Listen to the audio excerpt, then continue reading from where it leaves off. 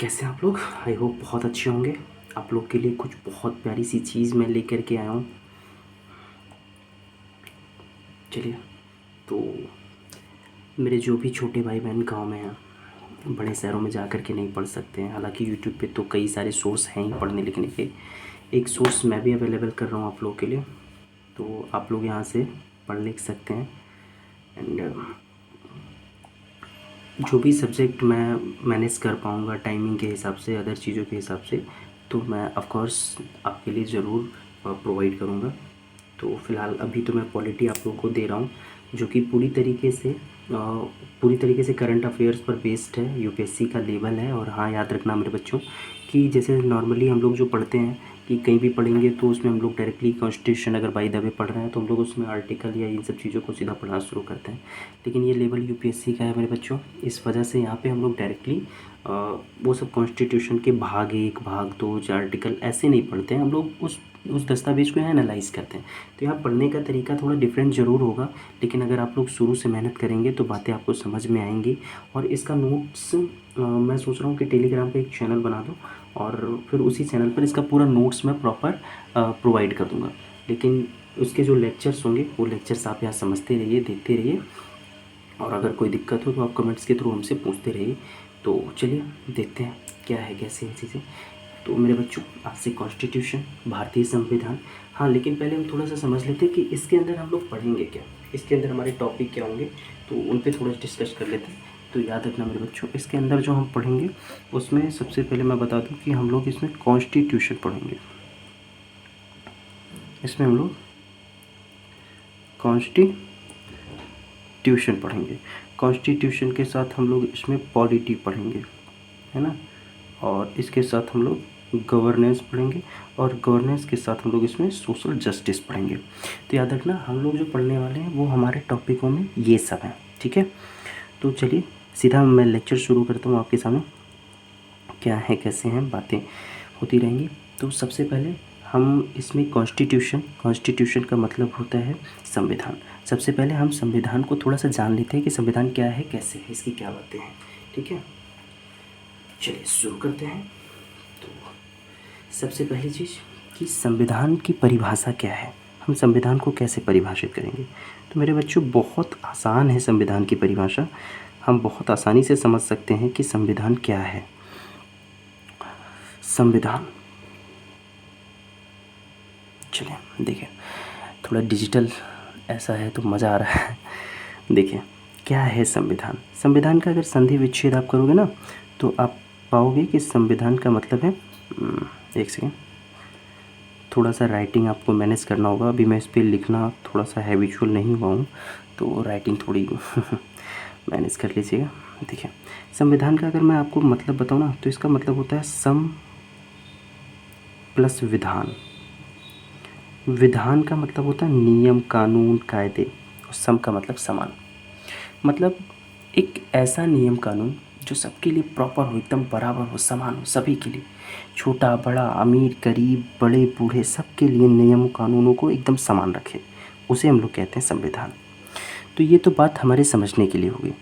संविधान का एक पूरा बहुत मोटा मोटा किताब लिखा हुआ है मेरे बच्चों, है ना, जैसे डॉक्टर भीमराव अम्बेडकर और लोगों ने मिल करके लिखा था, ठीक। अब सीधा सा अगर मैं एक आपको डेफिनेशन बताऊं कि संविधान का डेफिनेशन क्या है, तो संविधान का डेफिनेशन है मेरे बच्चों, उन प्रावधानों का संग्रह, उन प्रावधानों का संग्रह। प्रावधान का मतलब नियम से है, ठीक है, और संग्रह का मतलब इकट्ठा किया हुआ, प्रावधानों का संग्रह, जिसके आधार पर हम किसी देश का शासन चलाते हैं। जिसके आधार पर हम क्या करते हैं मेरे बच्चे, किसी देश का शासन चलाते हैं, ठीक है। तो किसी देश का शासन चलाने के लिए हमें जिन प्रावधानों के संग्रह की ज़रूरत होती है मेरे बच्चे, उसी को संविधान कहा जाता है, ठीक है। तो संविधान क्या है, इसकी परिभाषा क्या है, समझ में आ गई बात, ठीक। इसके आगे अब हम बात करते हैं। देखिए, अब संविधान के लिए कुछ मूल बातें, जैसे संविधान देश की सर्वोच्च विधि है, ठीक है। देश की कैसी विधि है, सर्वोच्च विधि है। मतलब कोई भी नियम, कायदा, कानून संविधान के कानून से ऊपर नहीं हो सकता है, ठीक है। और ये देश की मूल विधि है। ये देश की कैसी विधि है? मूल विधि, मतलब देश में ही इसको बनाया गया है, यहीं से ये उत्पन्न हुआ है, बना हुआ है। लेकिन हालांकि ये बात अभी ऐसे नॉर्मल तौर पे जाने रहिएगा। अगर आपने बाहर से कहीं सुन रखा हो कि वहाँ से यहाँ से तमाम देशों के सहयोग से बना है, तो बिल्कुल बातें सही हैं। लेकिन अभी स्तर बहुत बेसिक है, तो हम लोग सारी बातों को मोटे मोटे तौर पर लेंगे, ठीक है। तो संविधान क्या है मेरे बच्चे? संविधान का मतलब समान विधि वाला एक दस्तावेज। और कैसा दस्तावेज है ये? एक ऐसा दस्तावेज है जिसके आधार पर किसी देश का शासन चलाया जाता है, ठीक है। और संविधान देश की सर्वोच्च विधि है, मूल विधि है। अब हम थोड़ा सा बात करते हैं कि शासन चलाने का मतलब क्या है। शासन का नाम लेते ही तो हमारे दिमाग में राजा महाराजा तलवार ये सब चीज़ें आने लगती हैं। ऐसा बिल्कुल नहीं है। देखिए, किसी देश के शासन चलाने का मतलब क्या है? किसी देश के द्वारा शासन चलाना क्या होता है, थोड़ा सा इस पे हम लोग फोकस करते हैं, ठीक है। देखो, शासन चलाने का मोटा मोटा मतलब होता है ना, सार्वजनिक जीवन का संचालन करना, ठीक है। क्या मतलब होता है मेरे बच्चे? सार्वजनिक जीवन का संचालन करना। सार्वजनिक जीवन का संचालन करना। अब सार्वजनिक जीवन का मतलब क्या हो गया? देखिए, शासन का मतलब निजी जीवन से बिल्कुल कुछ रिलेट नहीं है, ठीक है। निजी जीवन का मतलब आप किस कलर के कपड़े पहनते हो, इस बात पे कोई आपको अरेस्ट करता है क्या? नहीं करता ना। तो ये निजी जीवन से रिलेट हुई बातें हैं। आप क्या खा रहे हो, इससे, हाँ, हालांकि कुछ अपवादिक चीज़ों को छोड़ करके आप क्या पहन रहे हो, कैसे रह रहे हो, इन सब चीज़ों पे क्या बहुत विशेष प्रभाव पड़ता है? कोई नियम कायदे कानून दिखाई देते हैं आपको? नहीं दिखाई देते, है ना। तो वो नॉर्मल भी है। निजी जीवन पर कोई भी शासन या कानून नहीं काम करता है तब तक जब तक उस क्रिया या प्रक्रम को करते हुए जिससे किसी अन्य को दिक्कत ना हो, तब तक आप पर किसी भी प्रकार का शासन या रूल रेगुलेशन कार्य नहीं करता है। शासन केवल और केवल सार्वजनिक जीवन के संचालन के लिए किया जाता है, ठीक है। सार्वजनिक जीवन का मतलब हो गया, जैसे आप सड़क पे चलेंगे तो वो कैसे चलेंगे, उसके लिए टैक्स कितना लगेगा। आप अगर देश में रह रहे हैं तो किसी अन्य व्यक्ति को मार नहीं सकते हैं जान से, इन सब चीज़ों पर, है ना। अगर ये चीज़ आपका नियम कायदे कानून के हिसाब से इतने जगह तक का क्षेत्र आपका है तो आपका ही है, दूसरा कोई कब्जा नहीं कर सकता। इस प्रकार की जीवन पद्धति को संचालित करने के लिए हम शासन करते हैं, और इस शासन के लिए हमें किसकी ज़रूरत पड़ती है? संविधान की ज़रूरत पड़ती है, ठीक है भाई। तो संविधान का मतलब समझ में आ गया? ठीक है, अब हम आगे बढ़ते हैं। देखिए, इसके बाद एक बहुत इम्पॉर्टेंट एलिमेंट है जिसका नाम है संविधानवाद। इस पर यूपीएससी ने कई बार क्वेश्चन पूछे हैं, तो चलिए देख लेते हैं क्या है संविधानवाद, ठीक है। अब देखिए, संविधानवाद क्या है। तो बहुत अच्छी चीज़ है, बहुत प्यारी चीज़ है संविधानवाद।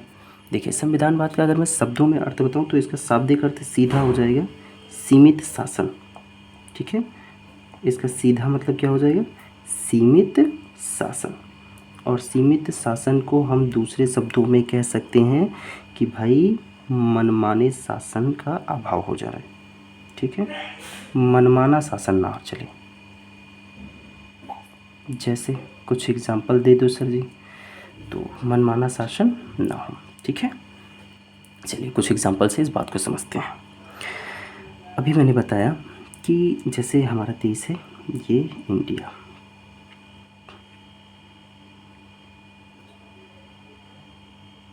ये हमारा देश इंडिया है, मैनेज कर लेना, इंडिया है। अब इस देश में सारी चीज़ें प्रॉपरली चलती हैं तो वो किसकी वजह से चलती हैं? संविधान की वजह से चलती हैं, है ना। सारी चीज़ें प्रॉपर किसकी वजह से चलती हैं? संविधान की वजह से चलती हैं। अगर ये संविधान की वजह से चल रही हैं तो भाई मेरे एक बात बताओ, इसमें जो लोग रह रहे हैं, अच्छा, लोग जब रहेंगे तो जब लोगों को मिलाएंगे तो लोगों का जीवन सार्वजनिक जीवन माना जाएगा, है ना। उस सार्वजनिक जीवन को चलाने के लिए हमें इसका प्रयोग करना पड़ता है, और जब हम इसका प्रयोग करते हैं तो इसका प्रयोग करें तो भाई मेरे संविधानवाद दिखना चाहिए। इसका प्रयोग हम करते ही इसीलिए हैं ताकि हमारे सामने ये एलिमेंट आ सके, ठीक है। तो अब संविधानवाद को ध्यान से समझते हैं कि संविधानवाद क्या है, कैसे है, और इसकी क्या क्या चीज़ें कहाँ कैसे काम करती हैं। तो संविधानवाद का अगर मैं शाब्दिक अर्थों में मतलब पूछूं आपसे तो आप कहेंगे कि सर सीमित शासन, और सीमित शासन का मतलब वहाँ किसी प्रकार के मनमाने शासन का प्रयोग ना हो। अब मनमाने शासन का मतलब जैसे एक एग्जांपल लेते हैं कि मनमाना शासन कैसे ना हो हमारे पास। देखो, अगर आपके किसी क्षेत्र में कोई प्रधान है, आपके किसी गांव का कोई प्रधान है, तो क्या प्रधान अपने नियम कायदे कानून आप पर ज़बरदस्ती थोप सकता है क्या? नहीं थोप सकता, बिल्कुल नहीं, है ना। वो एक पर्टिकुलरली रूल रेगुलेशन से चलता है। हालांकि व्यवहार में इसके कुछ अपवाद ज़रूर देखने को मिल जाते हैं, है ना। क्या किसी भी व्यक्ति को कोई भी पुलिस कर्मचारी आकर के जब मर्जी तब गिरफ्तार कर लेगा? आप सड़क पे आराम से शांति से जा रहे हैं, क्या जब मर्जी तब आकर के वो गिरफ्तार कर लेता है? नहीं करता ना। इसका मतलब है कि वहाँ मनमाना शासन नहीं चल रहा है, वहाँ कैसा शासन चल रहा है? सीमित शासन चल रहा है, ठीक है। तो सीमित शासन का ये मतलब होता है। अब भाई, सीमित शासन लाने के लिए कुछ महत्वपूर्ण एलिमेंट चाहिए होते हैं। किसी भी समाज में सीमित शासन कब आएगा? तो चलिए देख लेते हैं सीमित शासन के लिए आवश्यक चीज़ें क्या हैं। मेरे बच्चे, सीमित शासन के लिए कुल 5 चीज़ें आवश्यक हैं। सीमित शासन के लिए कितनी चीज़ें आवश्यक हैं? 5। चलिए देखते हैं वो पाँचों में से क्या है। सबसे पहला चीज़ देखिए कि भाई मेरे, कहीं भी सीमित शासन तभी आएगा जब वहाँ पे संविधान के अनुसार शासन किया जाएगा। किसके अनुसार शासन होगा मेरे बच्चों? संविधान के अनुसार शासन होगा, ठीक है। संविधान के अनुसार शासन, तो वहाँ सीमित शासन दिखाई देगा। अभी मैं इन सब चीज़ों पर एग्जाम्पल लेकर के बात करूँगा तो आपको बातें समझ में आ जाएंगी, आप परेशान मत होइए। और अगर हम दूसरी चीज़ के बारे में बात करते हैं तो अधिकारों को मान्यता मिलनी चाहिए। अधिकारों को मान्यता मिलनी चाहिए। एंड तीसरी चीज़ के बारे में अगर हम बात करें तो भाई, शक्तियों का पृथक्करण होना चाहिए।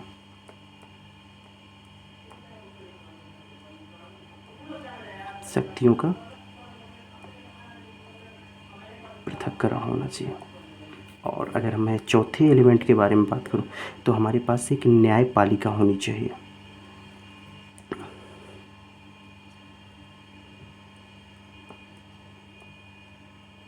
एंड अगर मैं पांचवें एलिमेंट के बारे में बात करूं तो हमारे पास लोकतांत्रिक शासन होना चाहिए।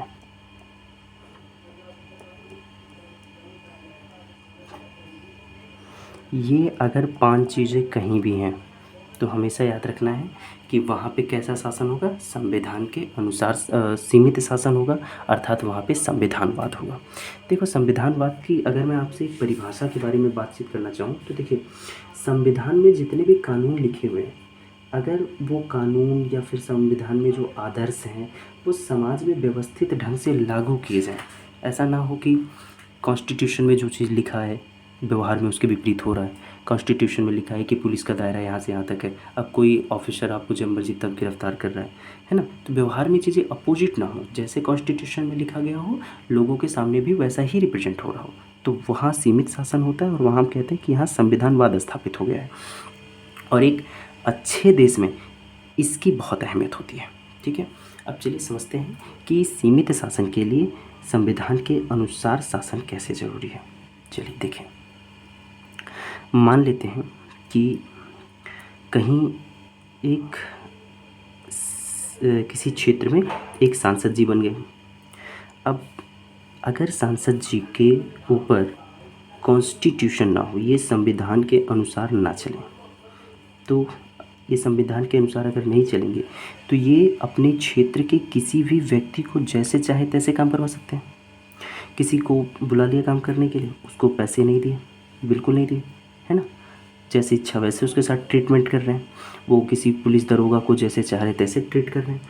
तो इसका मतलब ये है कि वो संविधान के अनुसार शासन नहीं कर रहे हैं। लेकिन हम जानते हैं कि इनके ऊपर संविधान बैठा, अगर इनके ऊपर संविधान बैठा है तो सांसद जी इसके अकॉर्डिंग ही काम करेंगे, ठीक।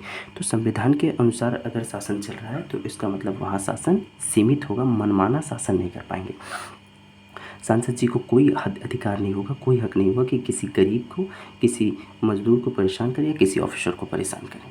दूसरी चीज़ देखते हैं कि अगर हम देखें अधिकारों को मान्यता, जैसे एक पुलिस ऑफिसर है एंड एक कोई नॉर्मल सिटीजन है।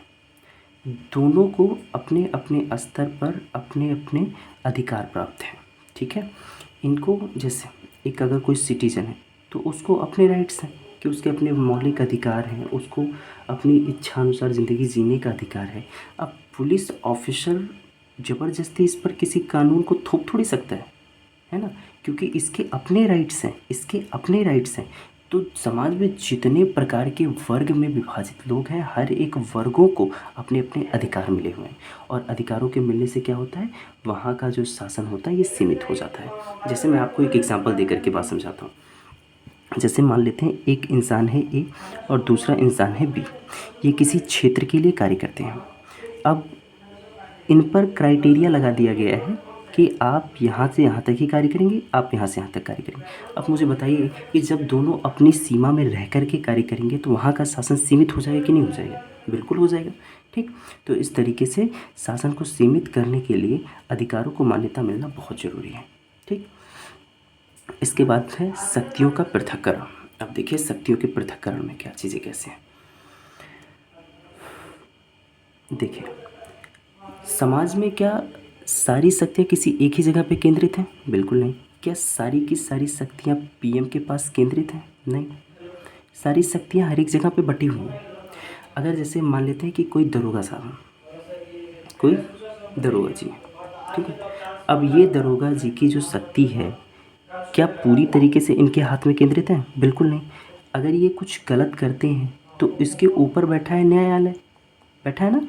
तो इसका मतलब कि शक्ति बटी हुई है, और जब शक्तियाँ बटी हुई हैं तो सीमित शासन हो ही जाएगा। बात समझ में आ रही?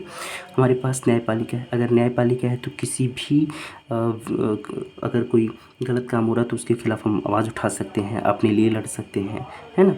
तो इससे भी जो शासन होगा ये सीमित हो जाएगा। और अगर एक लोकतांत्रिक शासन है तो सीमित शासन बिल्कुल हो जाएगा।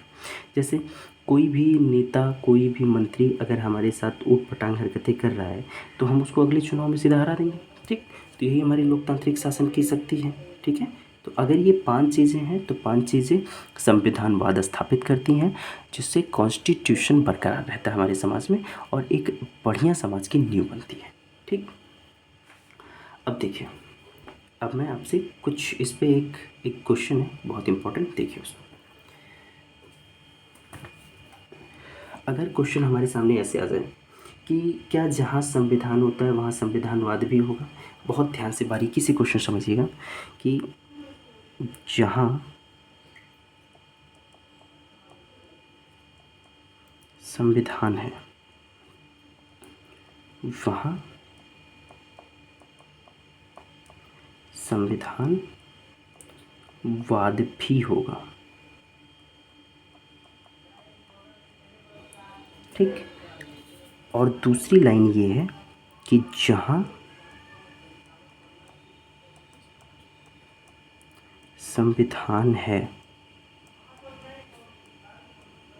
वहाँ संविधानवाद भी नहीं होगा। सर यहाँ नहीं रहेगा, जहाँ संविधान नहीं है वहाँ संविधानवाद भी नहीं होगा। अब इसका आपको जवाब देना है। अब इसमें विकल्प क्या है? इसमें विकल्प है कि दोनों सही हैं, पहला विकल्प, दोनों सही हैं। दूसरा विकल्प है कि दोनों गलत हैं, दोनों गलत हैं। तीसरा है एक सही और एक गलत है। दूसरा कि दो सही, दो मतलब दूसरा लम्ब, और एक गलत है। एक मतलब पहला या दो, ठीक। अब चलिए देखिए, इस लाइन को बहुत गौर से समझिएगा, बहुत डेप्थ वाली लाइन है ये। यहाँ लिखा है कि जहाँ संविधान है वहाँ संविधानवाद भी होगा। भी लगने का मतलब आप समझ रहे हैं कि संविधानवाद होना कंपलसरी हो गया। दूसरे लाइन में लिखा है कि जहाँ संविधान नहीं है वहाँ संविधानवाद भी नहीं होगा, वहाँ संविधानवाद भी नहीं होगा। अब यहाँ पे क्लियरिटी समझिए, अगर संविधानवाद भी कह दिया तो इसका मतलब कि संविधान है तो संविधानवाद अवश्य रहेगा, कंपलसरी हो गया, पर इसके कई सारे अपवाद देखने को मिलते हैं। जहाँ संविधानवाद है लेकिन जहाँ संविधान है लेकिन संविधानवाद नहीं है, जैसे वर्तमान समय में हमारे सामने चीन है, जो इसका बहुत अच्छा एग्जाम्पल है। अच्छा, इसमें अगर मैं सही विकल्प दूँ तो ये दोनों गलत है। ठीक है, इसका जवाब है दोनों गलत, क्योंकि जहाँ संविधान है वहाँ संविधानवाद हो ही ऐसा ज़रूरी नहीं है। क्यों? जैसे हमारे सामने एक एग्जाम्पल है चीन। चीन में भी एक संविधान है लेकिन वहाँ संविधानवाद नहीं है। वहाँ की जनता को पूरी तरीके से सभी राइट्स नहीं मिले हुए हैं। वहाँ की शक्ति जो है वो केंद्रीकृत है, वहाँ शक्तियों का पृथक्करण नहीं हुआ है, वहाँ शक्ति एक जगह केंद्रित है। ठीक है, वहाँ लोकतांत्रिक शासन नहीं चलता पूरी तरीके से। तो इस तरीके से हम देखते हैं कि संविधान तो है चीन में, लेकिन वहाँ पे जब ये सारी चीज़ें नहीं हैं तो क्या वहाँ संविधानवाद है? तो संविधानवाद नहीं है। इस तरीके से जो पहला कथन था कि जहाँ संविधान होता है वहाँ संविधानवाद भी होगा, ये चीज़ गलत हो गया। ठीक, और अगर मैं बात करूँ कि जहाँ संविधान है नहीं है तो वहाँ कैसे होगा, तो देखो, जहाँ संविधान नहीं है वहाँ संविधानवाद नहीं होगा। ये कैसे गलत हुआ? तो देखो, ये चीज़ हालांकि थोड़ी सी कल्पना के रूप में ज़रूर है, पर बात तो सही हो ही सकती है। देखिए कैसे संविधान नहीं होगा। अगर बाय द वे हम इंडिया को लेकर के ही बात करेंगे कि अगर इंडिया में बाय द वे संविधान ना बना होता, संविधान ना बना होता और इस देश का बागडोर, इस देश पर शासन करने का जो अधिकार होता वो किसी ऐसे व्यक्ति के हाथ में हुआ जैसे गांधी जी। अगर ऐसे किसी व्यक्ति के हाथ में होता, या जैसे अब्राहम लिंकन है, ऐसे किसी व्यक्ति के हाथ में अगर देश का शासन होता, तो क्या ज़रूरी है कि वहाँ संविधान हो तो ही जा कर के सारी चीज़ें व्यवस्थित चलेंगी। अगर ऐसे किसी व्यक्ति के हाथ में हमारा देश के बागडोर होता तो वहाँ संविधानवाद अपने आप स्थापित हो जाता, क्योंकि ये देश के प्रति रहने वाले लोग थे। ठीक है, तो इसलिए कि जहाँ संविधान है वहाँ संविधानवाद भी होगा ऐसा ज़रूरी नहीं है, उसके अपवाद देखने को मिल सकते हैं, और जहाँ संविधान नहीं है वहाँ संविधानवाद हो सकता है। ठीक है, चलिए, तो इसके बाद अब हम बात करते हैं पॉलिटी की। तो ये कॉन्स्टिट्यूशन था, कॉन्स्टिट्यूशन से रिलेट करती हुई 2-3 बातें थी। अब इसके बाद हमें समझना है कि राज व्यवस्था क्या है। चलिए, ये बहुत अच्छा टॉपिक है, राज व्यवस्था। समझिए कि राज व्यवस्था क्या है और कैसे है। ठीक है, जिसको हम लोग इंग्लिश में कहते हैं पॉलिटी। ठीक है, राज व्यवस्था को इंग्लिश में क्या कहते हैं? पॉलिटी कहते हैं। चलिए देखिए, राज व्यवस्था क्या है, कैसे है। भाई साहब, जब हम संविधान को, किसको? जब हम संविधान को समाज में अप्लाई करते ना, जैसे कोई संविधान, जैसे हमने कॉन्स्टिट्यूशन लिखा, अब कॉन्स्टिट्यूशन तो बन गया, उसको जब हम समाज में लागू करेंगे, समाज में जब हम इसको लागू करते हैं तो बहुत सारी चीज़ें हमारे सामने उभर करके आती हैं, बहुत सारी दिक्कतें हमारे सामने निकल करके आती हैं। तो ये जो विषय या जो मुद्दे निकल करके सामने आते हैं जब संविधान को लागू किया जाता है, तो कुछ विषय, अभी मैं आपको एग्जांपल से बातें समझा रहा हूँ, कुछ विषय, कुछ मुद्दे हमारे सामने निकल के बाहर आएंगे, और ये जो विषय या जो मुद्दे निकल के हमारे सामने बाहर आते हैं, इनको समग्र रूप में, समग्र का मतलब टोटल, इनको समग्र रूप में मिला करके हम कहते हैं राज व्यवस्था। ठीक है, तो हाँ, अच्छा ये चीज़ याद रखना कि राज्य व्यवस्था नहीं होता है, राज व्यवस्था होता है, पॉलिटी होता है। ठीक है, तो इसकी हम डेफिनेशन क्या देंगे मेरे बच्चों, कि राज व्यवस्था संविधान का अनुप्रयोग है। ठीक है, हम संविधान को जब व्यवहार में लागू करते हैं, तो जब हम उसको लागू करेंगे तो कुछ विषय या कुछ मुद्दे हमारे सामने उभर करके आएंगे। इन्हीं विषयों या मुद्दों को हम लोग समग्र रूप से क्या कहते हैं? राज व्यवस्था कहते हैं। अब हम देखते हैं भैया कि कौन से मुद्दे निकल कर के आते हैं। ठीक है, कैसे निकल कर के आते हैं, जैसे इसका एक बहुत बेहतरीन सा एग्जांपल है हमारे पास, आर्टिकल 17। ठीक है, आर्टिकल 17 से हम ये सब बातों को समझते हैं। आर्टिकल 17 में एक बात लिखी हुई है, आर्टिकल 17 में लिखा हुआ है कि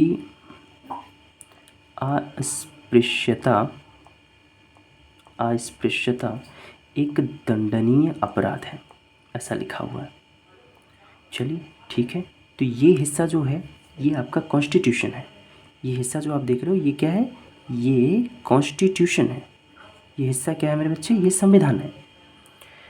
अब जब हम समाज में इसको लागू करने जाएंगे कि भैया कोई अस्पृश्यता करेगा तो उसको दंड दिया जाएगा, तो मेरे बच्चे उसको हम दंड क्या देंगे, ये चीज़ तो संविधान में नहीं लिखी है।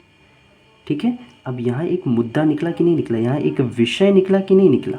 यहाँ विषय बना कि अस्पृश्यता के लिए हम क्या दंड दें। तो यही जो विषय है, इस विषय में हम जो समाधान लाते हैं वो समाधान किसके अंतर्गत आता है, राज्य व्यवस्था के अंतर्गत आता है। तो आप यहाँ पे संविधान और राज्य व्यवस्था में अंतर समझ सकते हैं। कॉन्स्टिट्यूशन एंड पॉलिटी में यहाँ क्या अंतर है बढ़िया तरीके से समझ सकते हैं आप लोग, है ना।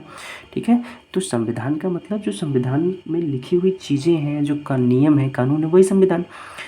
और जब हम इस संविधान को व्यवहार में लागू करते हैं तो कई मुद्दे या कई विषय निकल करके हमारे सामने आते हैं। उन्हीं विषयों या मुद्दों को मिला करके टोटलिटी में उसे हम कह देते हैं राज्य व्यवस्था। ठीक है, अब इसके लिए दंड क्या है, तो दंड जो देना है इसके लिए हमारे सामने आती है संसद। कौन आता है हमारे सामने मेरे बच्चों, संसद। संसद इतना तो जानते होंगे कि एक पार्लियामेंट है हमारे देश में, उसे संसद कहते हैं। आगे हम चल करके पढ़ लेंगे, परेशान नहीं होंगे। तो संसद ने क्या किया, अब संविधान में केवल इतनी बात लिखी है, आर्टिकल 17 की दंडनीय अपराध है अस्पृश्यता, लेकिन अब उसमें दंड क्या देना है, क्या उसके लिए फांसी दे दें या जुर्माना लगा के छोड़ दिया 10 साल की सज़ा, ऐसी सब चीज़ें कहीं उल्लिखित है नहीं। तो इसके लिए हमारे पास पार्लियामेंट है, संसद है। अब संसद ने इस पर एक रूल बनाया है। ठीक है, अब संसद ने इस पे जो रूल बनाया वो क्या है, संसद ने अस्पृश्यता निवारण अधिनियम बनाया। पहले अस्पृश्यता निवारण अधिनियम बनाया। अब ये जो अस्पृश्यता निवारण अधिनियम है ये पूरी तरीके से किसके अंतर्गत आएगी मेरे बच्चे, ये राज्य व्यवस्था है। ठीक है, ये क्या है, राज्य व्यवस्था है। ठीक, तो ये है राज्य व्यवस्था और संविधान। ठीक है, आई होप बातें समझ में आ रही होंगी। चलिए अब इसके आगे हम बात करते हैं। तो गाइस आज ही पहला था, थोड़ा सा सेटअप बहुत परफेक्ट बैठ नहीं पाया है, तो आज के लिए बस इतना ही। बाकी टॉपिक पर हम बात करते हैं कल। जय हिंद। वीडियो देखते रहना और शेयर करते रहना, और नोट्स मैं कुछ आजकल में जल्दी कुछ इसका सलूशन निकाल लेता हूँ।